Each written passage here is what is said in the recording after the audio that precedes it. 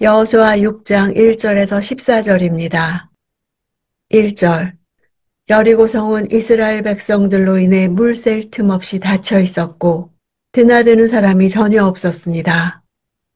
여리고는 주전 9천년부터 인간이 거주한 역사적으로 가장 오래된 도성의 하나이며 해수면 아래 250m에 위치해 지구에서 가장 낮은 곳에 위치한 도시이기도 합니다. 주위의 황무지와는 대조적으로 이곳에만 종려나무들이 울창하게 자라 종려나무 성으로도 불리웠으며 매우 비옥한 토양을 가졌습니다. 이 여리고를 중심으로 남쪽으로는 아모리 족속이 위치해 있었고 남서쪽으로는 헷 족속이 위치해 있었습니다. 서쪽에는 히위 족속, 북쪽에는 가나안 족속과 기르가스 족속, 북서쪽에는 브리스 족속이 위치해 있었습니다. 이처럼 여리고성은 가나안 중부의 핵심 도시로 베델, 아이성과 더불어 전략적인 요충지였습니다. 여호수아는 도시국가 체제로 분열되어 있던 가나안 족속들의 세력 결집을 막기 위해 첫 공격의 대상으로 여리고를 택했던 것입니다. 여리고 사람들은 이스라엘의 정탐꾼이 첩보 활동을 하고 도망갔기 때문에 전쟁이 임박했음을 알고 있습니다. 여리고성이 굳게 닫혔다는 것은 하나님의 도우심이 없이 무너뜨릴 수 없는 난공불락의 요새임을 암시하고 드나드는 사람이 전혀 없었다는 간결한 표현은 전쟁에 대한 긴장감을 한층 더 고조시킵니다. 2절. 그때 여호와께서 여호수아에게 말씀하셨습니다. 보아라, 내가 여리고와 여리고 왕, 그리고 여리고 용사들을 내 손에 넘겨주었다. 넘겨주었다는 완료형은 아직 이스라엘이 여리고 성에 들어가지도 않은 상황에서 하나님께서 그 성의 지배권을 이미 이스라엘에게 주었다는 면에서 하나님의 약속의 확실성을 나타내는 예언자적 완료라고 합니다. 초태생과 첫 열매는 거룩히 구별하여 여호와께 드려진 규례대로 가나안 정복의 첫 대상이었던 여리고도 하나님께 드려져야 했습니다. 즉 여리고성을 함락시키는 것은 군사적 행동 이전에 하나님께 첫 소산을 바치는 제의적인 의미를 지니는 것이었습니다. 3절. 모든 군인들은 그 성을 둘러싸라. 그 성을 한 번 돌아라. 6일 동안 그렇게 하여라. 이러한 비군사적 행진은 여리고성이 통상적인 군사적 방식이 아닌 전적으로 하나님의 능력으로 정복된다는 것을 말해줍니다. 하나님은 이스라엘로 하여금 인간적인 전술 전략이 아닌 오직 하나님의 말씀에 순종해야만 승리할 수 있다는 것을 깨닫게 하기 위해서 인간적인 판단으로는 지극히 어리석게 느껴지는 방법을 택하신 것이었습니다.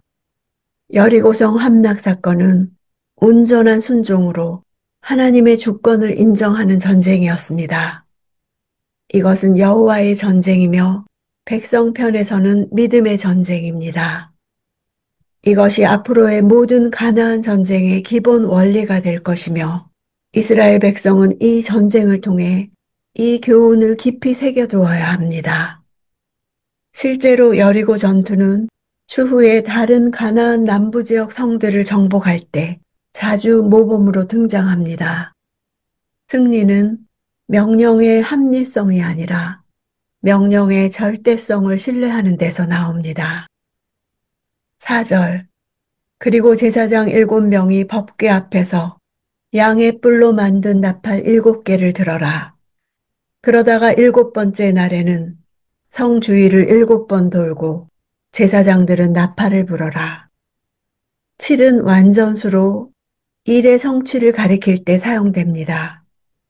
7이 거듭 반복되는 것은 여리고 성이 하나님의 능력으로 완전히 정복될 것을 암시합니다. 여리고 전투는 하나님께서 하신 일을 기념하고 찬양하는 의미를 지닙니다. 원래 일반 행진에서는 법궤가 가장 선두에 서지만 전투 행렬에서는 법궤는 선봉대의 뒤로 빠집니다. 5절. 제사장들이 양의 뿔을 길게 불 것이다. 백성들이 나팔 소리를 들었을 때 모든 백성들은 함성을 질러라. 그러면 성벽이 와르르 무너져 내릴 것이니 백성들은 일제히 올라가라. 여기서 함성은 전쟁에서 외치는 짧고 우렁찬 소리를 뜻합니다.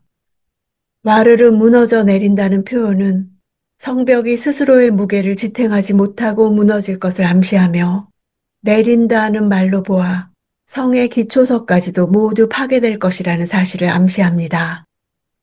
지진 등과 같은 땅의 진동으로 인해 성벽 자체의 중량을 이기지 못하고 스스로 철저하게 파괴될 것이라는 사실을 알 수 있습니다. 여리고는 요단 계곡지대에 위치해 있습니다. 요단 계곡지대는 그 자체가 대지진으로 인한 지각의 단층 작용으로 형성된 계곡으로서 세계에서 가장 깊은 협곡지대입니다. 이곳은 지층이 매우 불안정하여 역사상 여러 번 대규모의 지진이 발생했습니다. 고고학적 발굴로 밝혀진 바에 의하면 여리고는 자연재해와 전쟁의 결과 파괴와 건설을 거듭한 대규모의 퇴적층으로 이루어져 있다고 합니다. 9절.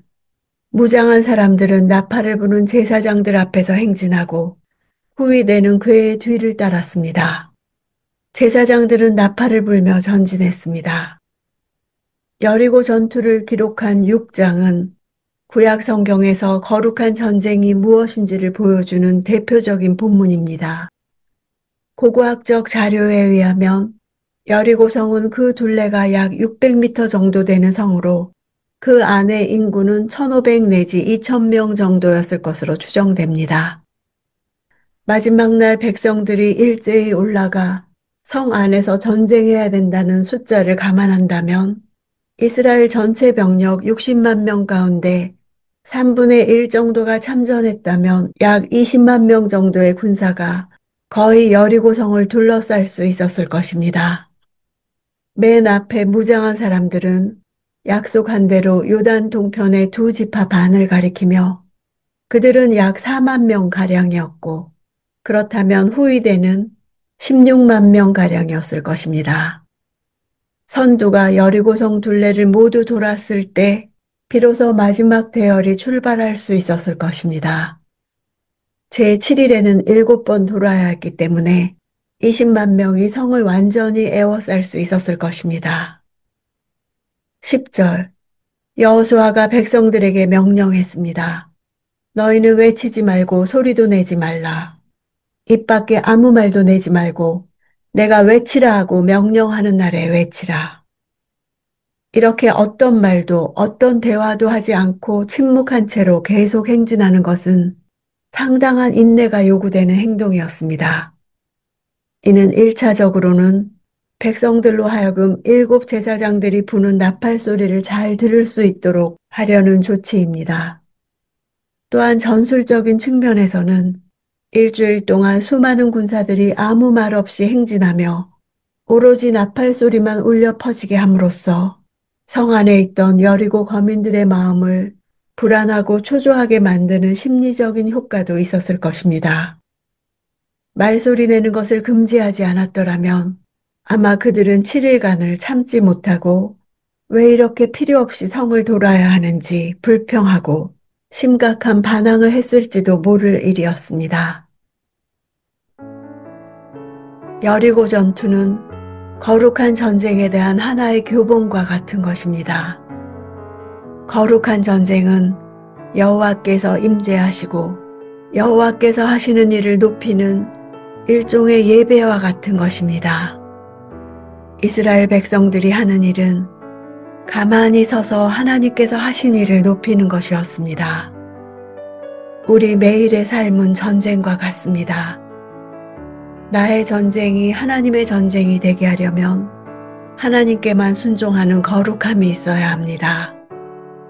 구별되는 성도, 구별되는 국민, 구별되는 부모, 구별되는 직장인이 되어야 합니다. 거룩함을 저버리면 내가 하나님의 전쟁의 대상이 됩니다. 나의 삶이 하나님께서 하시는 일을 높이는 예배와 같기를 원합니다. 내가 할 일은 가만히 서서 하나님께서 하시는 일을 바라보며 하나님만을 높여드리는 것입니다.